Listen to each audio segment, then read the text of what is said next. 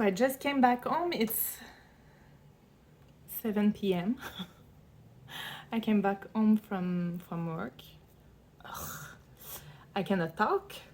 I'm exhausted.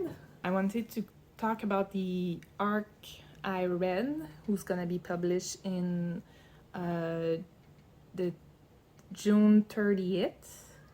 30. I might never be able to say it properly, but whatever. The June 30. So it's Livewire Deluxe Edition. So it's basically I think there's 12 volume. They're all together inside this book, and there's about 30 or 32 pages of artwork towards the end. And it's made by Valiant Comic. I didn't know anything about them before I read this book, and I didn't know anything about Livewire either. So I went not exactly completely blind, because I read the synopsis and was intrigued, but I don't know much about like this character, and yeah. So I would say at first I wasn't sure it was for me, or that I would be able to finish it. I wasn't sure, like I wasn't interested that much. I felt like there were stuff I was missing, or that I didn't know enough about the character, or the yeah. So I wasn't sure. Maybe it was because I didn't know enough about the character or the universe or whatever, and so I pushed through, and it got better. However, I would say the first arc is a little bit tough to get into, and then you like learn more about the character and what happened before like the story started, before you started reading.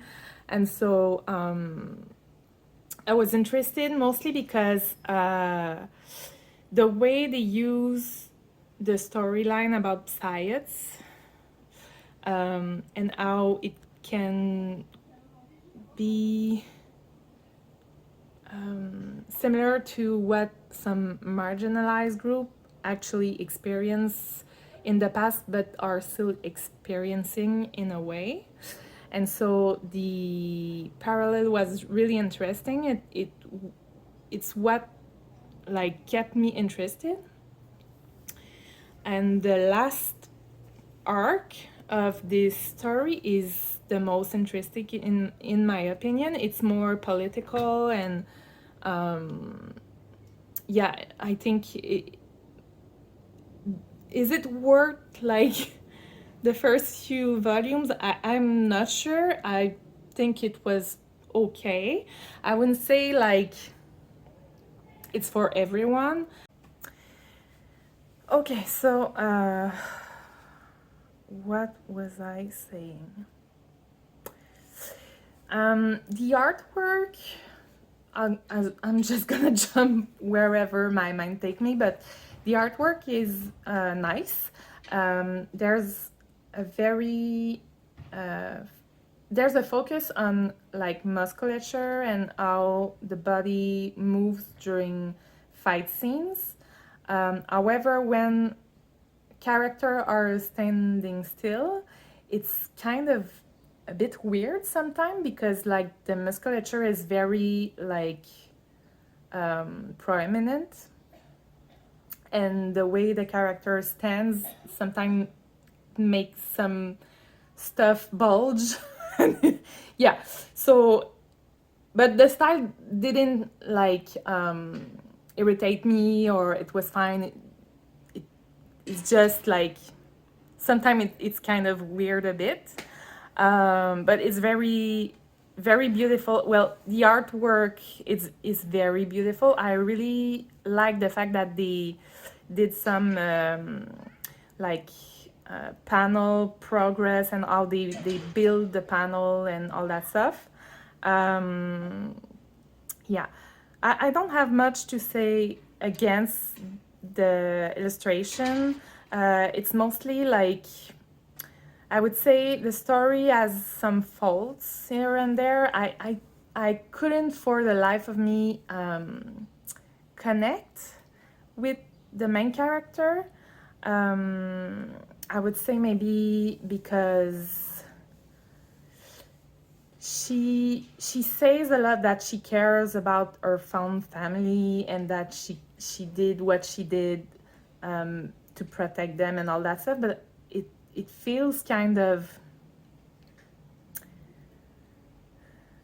bland, or I don't know how to express it, but it's like it's there to be there, but you don't feel it. You're not shown it as much in the story. There's an arc about some orphan or some like someone who quit her family to go to this school, youth center, whatever, and I didn't understand anything that was why it was there, why there was a focus on this story. Yeah, there was some story I felt like they could have just go another way, so it would be more engaging, and there were some secondary character that we saw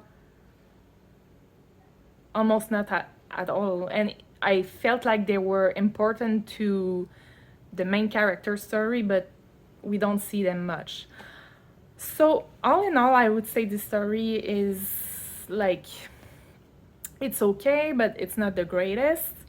I gave it a 3 out of 5 star, but I would say maybe as a standalone volumes, some of them would be lower, some of them would be a little higher, but I also reviewed it as a deluxe edition, so I took into account the artwork at the end and the convenience of all the volume being in one book.